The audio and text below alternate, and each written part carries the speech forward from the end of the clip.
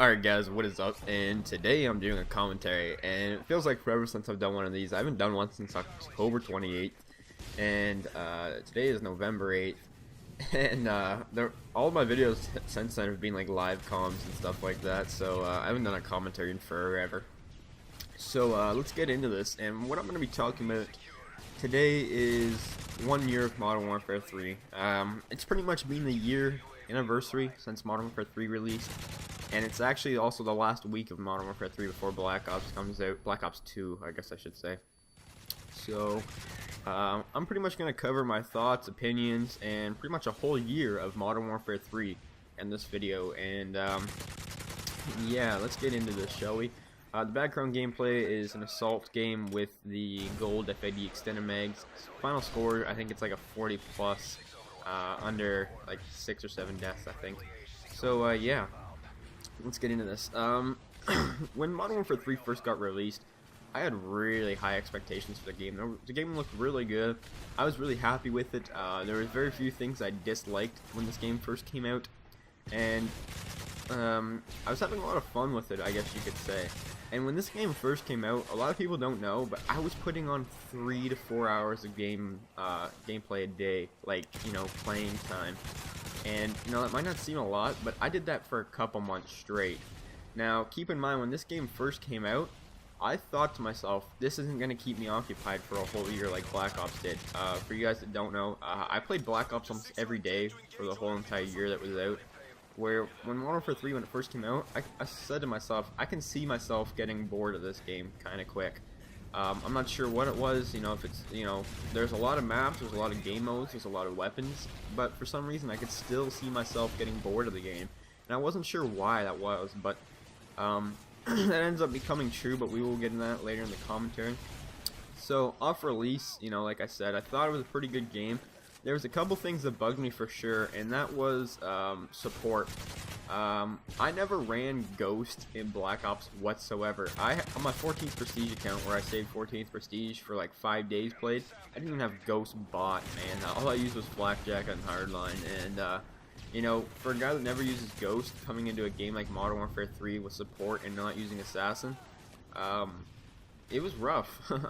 So I learned quickly that I had to give up either Quick Draw or Hardline to use Assassin, which I was not really happy with.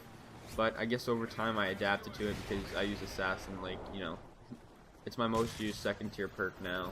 But I didn't like how I had to when this game first came out, but the support spam's a little too much and stuff like that in this game, so I learned that quickly. And something else I wasn't a huge fan of that didn't seem like the biggest problem at the time when this game first got released was the death streaks. Now, once the death streaks, once the game moved on and matured through time, and you know, you start getting better at the game, and you know, the same kids that did bad back then, you know, they're still doing bad, you know, later on in the game.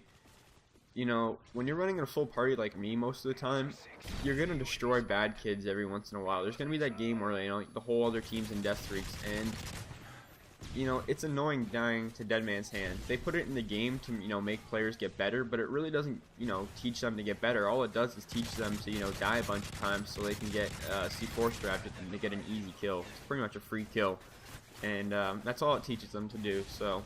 Death streaks were a horrible idea. I kind of see where they were going with it, but, you know, it came out completely wrong, and, you know, I don't think they should ever be in Call of Duty again.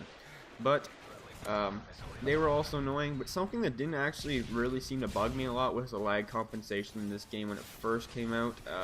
It was noticeable, but I didn't really complain about it a whole lot. It wasn't until later on in the game when I started to say, you know what, this is a bit ridiculous, this lag compensation.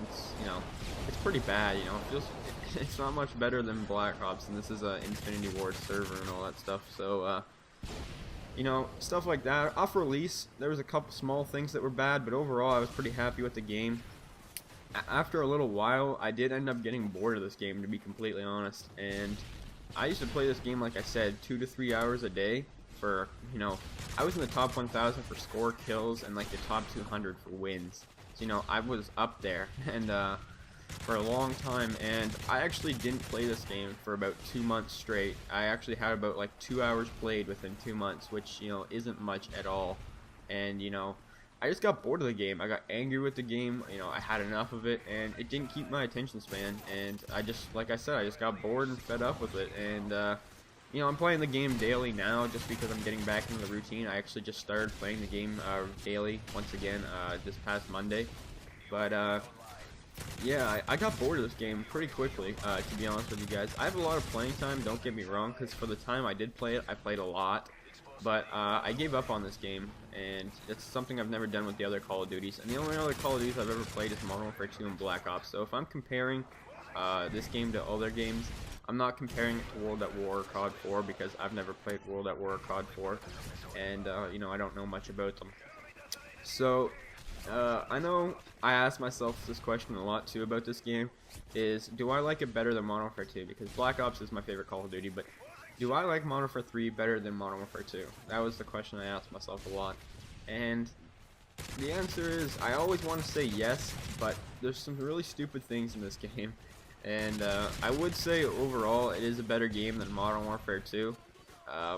Not a whole lot better, and I didn't dislike Modern Warfare 2. And you know, a lot of people didn't like this game. A lot of people didn't like this game, but I actually did quite enjoy it. I think overall it was a good game. I think it just didn't keep my attention span. It didn't have enough variety. Something about Black Ops, I don't know what it was, just kept my attention for, you know, the whole entire year, you know. So I'm not sure what about that it was. And, you know, some other things that I started to dislike about this game, which was, you know, the reason why I stopped playing about it. I know I'm kind of going on a dislike rant right now. It kind of seems like I might not like the game when I really do, but I'm just kind of cover the things I don't like. Another thing in this game that I wasn't a huge fan of was the maps. There's very few maps in Modern Warfare 3 that I like. There's very few that, there's like one or two that I actually enjoy. The rest of them are just okay, and then there's the maps that I just don't like at all. And like 50% of the maps are just, you know, I don't like, and like the other like 45% are like, you know, they're okay. And then there's like one or two good maps that I actually, you know, enjoy playing, which are like Hard Hat and Hard Hat. That's about it, really. I don't really like any other maps that much.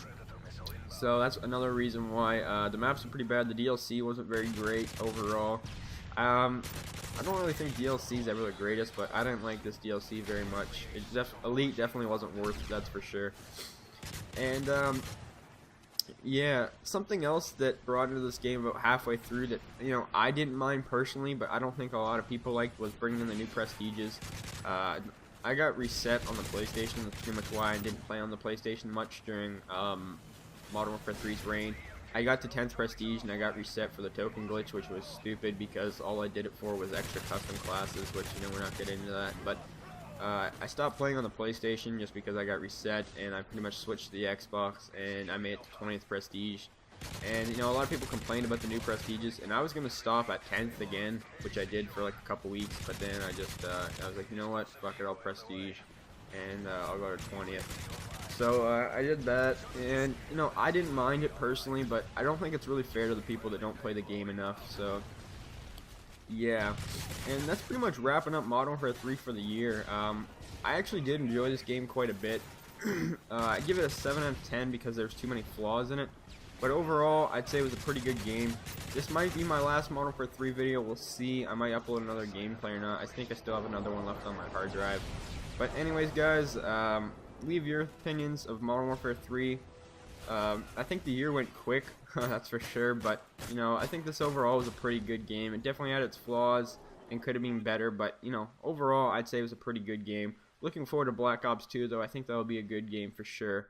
So anyways, hopefully you guys enjoyed the video. Leave a rating if you guys don't mind, and have a nice day, guys. Peace.